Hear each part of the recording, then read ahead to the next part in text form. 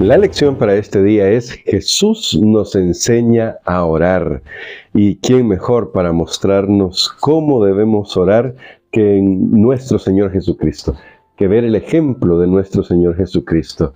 Y esto es muy importante porque los discípulos vieron a Jesús orar y esto los motivó a preguntar si les podía enseñar a orar.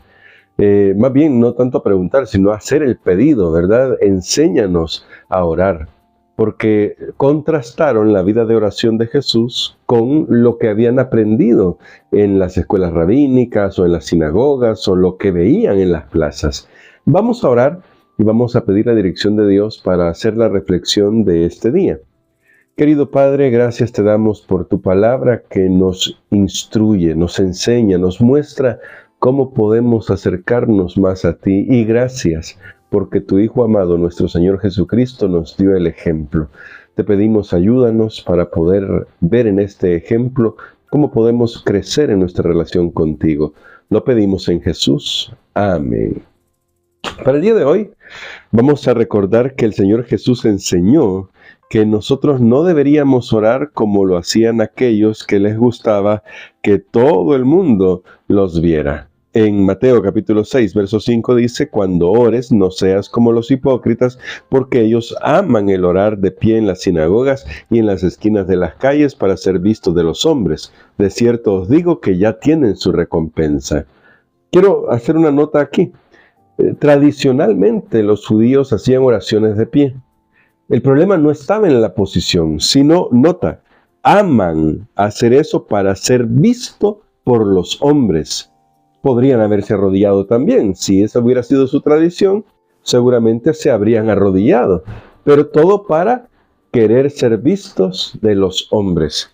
Y Jesús nos dice, ese no es el camino. Esa no es la manera de orar. De hecho, por eso es que cuando vemos la oración del fariseo allá con el publicano y el fariseo en esa historia, el Señor Jesús hace una observación muy perspicaz. Dice que el fariseo oraba consigo mismo. Es decir, se puede orar no con Dios, sino con uno mismo. Y Dios espera que nosotros hablemos con Él, que nos comuniquemos con Él. Y por eso creo que ahí notaron la diferencia que había los discípulos entre la forma en que Jesús oraba con su Padre y las largas y tan bien elaboradas prosas que seguramente hacían los líderes religiosos. Porque sí, en la tradición de ellos no solamente estaba orar de pie, sino hacer oraciones muy elaboradas. Casi que simplemente se dedicaban a repetir. Tal vez una oración había quedado muy bonita de algún maestro, la pulían, le ponían los detalles que necesitaban y hacían ya esta oración. Jesús, en cambio, nos muestra otro camino y lo hace aquí. Justamente nos vemos en el capítulo 6 de Mateo, desde el verso 9 en adelante, que nos dice: vosotros pues oraréis así: Padre nuestro que estás en los cielos. Con esa primera línea el Señor quiere que podamos reconocer nuestra relación con Dios, cómo nos ve Dios a nosotros como sus hijos y cómo podemos verlo nosotros a Él. ¿Estamos conscientes de que cuando estamos orando estamos hablando con nuestro Padre? ¿O nos parece un ser distante que está esperando al más mínimo error para castigarnos, negarnos peticiones, qué sé yo, ponernos trabas en la vida? ¿Con quién hablas cuando oras? Y esto es muy importante, porque si tú eres consciente de que estás hablando con tu Padre, puedes abrirle tu corazón. Claro, aquí el Señor Jesús también nos va a mostrar lo siguiente: santificado sea tu nombre. Porque es un hecho que Dios es santo, es apartado del pecado. En Él no hay una sombra de variación, en Él no hay pecado, no hay tentación en Él, porque Él es puro y santo. Es nuestro Padre, pero es puro y santo. Y deberíamos recordar eso también al acercarnos para pedirle que nos ayude a ser más semejantes a Él. Luego dice el texto: venga tu reino. Lo que está aquí de fondo es el anhelo porque se restablezca el gobierno de Dios sobre este mundo que el pecado ha destruido. El pecado es rebelión contra el gobierno de Dios. Al decir, venga tu reino, estamos diciendo, queremos que de nuevo Dios sea el soberano de esta tierra, comenzando con mi vida, ¿verdad? Con la vida de cada uno. Y se refuerza esta idea con hágase tu voluntad como en el cielo, así también en la tierra. Y esto demuestra que reconocemos la soberanía de Dios. Muy importante, porque cuando reconocemos que Él es nuestro Padre y es soberano, entonces podemos entender por qué, como vimos en el tema de ayer, a veces parece que la respuesta tarda. Y es porque Dios en su infinita sabiduría siempre verá lo mejor para nosotros. Por eso podemos rendirle nuestra voluntad. ¿Y quién mejor que Jesús para enseñarnos a orar así, que cuando estaba en el Getsemaní, oró, Padre, si es posible, pase de mí esta copa, pero que no se haga como yo quiero, sino como tú quieres? Es decir, que se haga lo mejor según tu plan. Y esa oración, la verdad es que es muy difícil de hacer para nosotros los seres humanos, porque siempre queremos que se haga nuestra voluntad. Yo me he encontrado muchas veces, y siempre me encuentro con esto, de que cuando estoy orando por algo, quiero que las cosas se hagan a mi manera. En general, casi quiero siempre que las cosas salgan a mi manera. Y yo no tengo el control de la vida, pero Dios tiene el control. Entonces podemos confiar en su dirección. No tengo que ver el verso 11 de Mateo 6. El pan nuestro de cada día, dánoslo hoy. Porque cuando hablamos de comunicarnos con Dios, no estamos hablando de tratar cosas etéreas. Y con eso me refiero a que sería el problema, que caeríamos con las vanas repeticiones, a tratar de adularlo con grandes y grandilocuentes palabras, rimbombantes palabras. Grandilocuente y rimbombante ya son palabras así, ¿no? Pero como queriendo torcerle el brazo a Dios porque le hablamos bonito.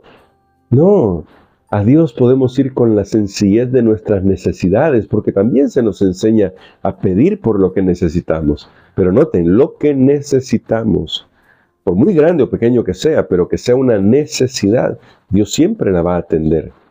Por eso podemos decir, Señor, lo de hoy, lo de este día, concédemelo.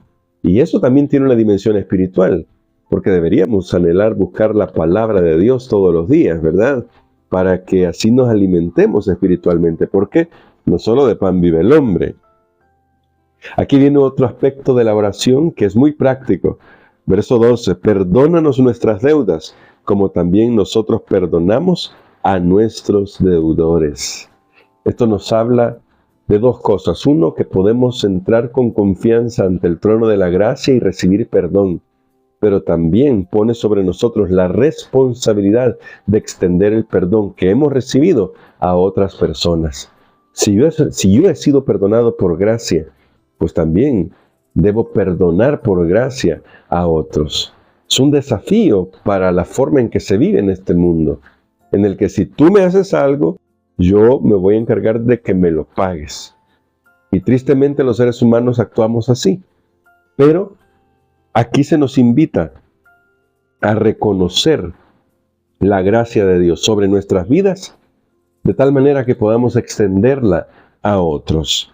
No nos metas en tentación, sino líbranos del mal, sigue diciendo la oración. Porque no es que Dios nos meta en tentación, ¿verdad? Ya dijimos antes, Él es santo, es apartado del mal. Él no puede tentar a nadie porque no puede ser tentado por el mal. Es santo y perfecto, es puro. Entonces, ¿por qué dice no nos metas en tentación? Más bien, lo que podemos entender de este pasaje es que estamos orando por la protección divina y Dios nos va a cuidar. Yo no sé si te ha pasado alguna vez que tal vez yendo en dirección de algo que sabías ya que estaba mal, sucedió algo que impidió que terminaras de ejecutar una acción, de ir a un lugar. Bueno, fue la gracia de Dios. Aunque en algunas ocasiones Dios permite que sigamos con nuestras decisiones porque no nos va a forzar, muchas veces interviene en su misericordia para ayudarnos a despertar. Pero claro que podemos hacer esta oración, especialmente cuando comenzamos el día y decirle: Señor, yo soy frágil, pero este día aquí estoy, líbrame del mal y no permitas que caiga en la tentación. Porque la tentación ahí está, y la tentación no es pecado. El problema es cuando cedemos a ella, y eso es algo que nos puede pasar a cualquiera.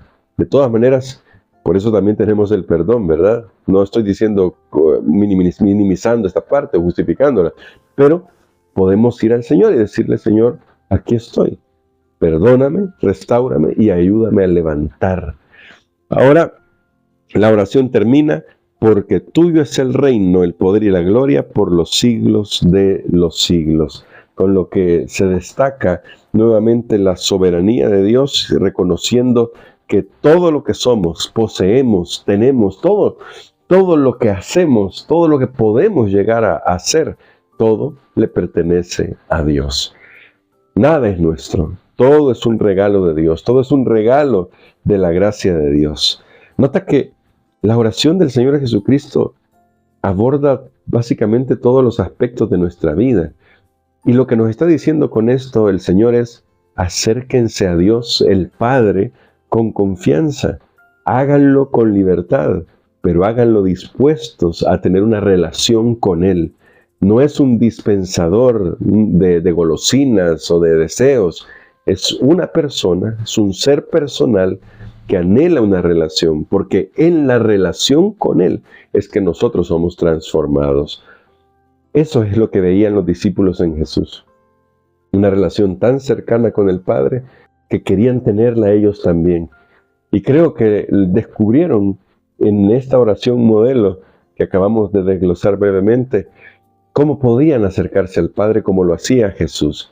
Hoy tenemos esta oportunidad. Vuelve a leer la oración modelo. Está aquí en Mateo 6 y también está en Lucas 11. Léela, medítala y descubre cómo puedes confiar en Dios como tu Padre y presentarte a Él tal como lo hace el Señor Jesucristo en esta oración. Hoy vamos a escribir ahí en el chat: gracias, Padre. Eso es todo lo que vamos a decir. Gracias, Padre, porque la oración es un regalo que Él nos ha dado para poder hablar con Él, que es nuestro Padre. Así que, ¿qué tal si hoy escribimos ahí: gracias, Padre? Y vamos a orar con eso en mente. Querido Padre, gracias te damos. Tuyo es el reino, el poder y la gloria. Y anhelamos que vengan sobre este mundo tu reino, tu gloria. Y Señor, a nosotros nos cuesta hacer la oración que dice: hágase tu voluntad y no la nuestra. Pero de todo corazón te pedimos, Señor, ayúdanos a vivir de acuerdo a tu voluntad. Y ayúdanos para confiar que cuando decimos que se haga tu voluntad, estamos pidiendo lo mejor para nuestras vidas, porque tú siempre harás lo mejor para nosotros. Nuestros planes son pequeñitos, muchas veces hasta mezquinos, pero Señor, en tus manos de amor nos encomendamos. Perdónanos, somos pecadores, pero ayúdanos también a extender tu amor y tu perdón a otros. Todo lo imploramos confiando en los méritos de Jesús.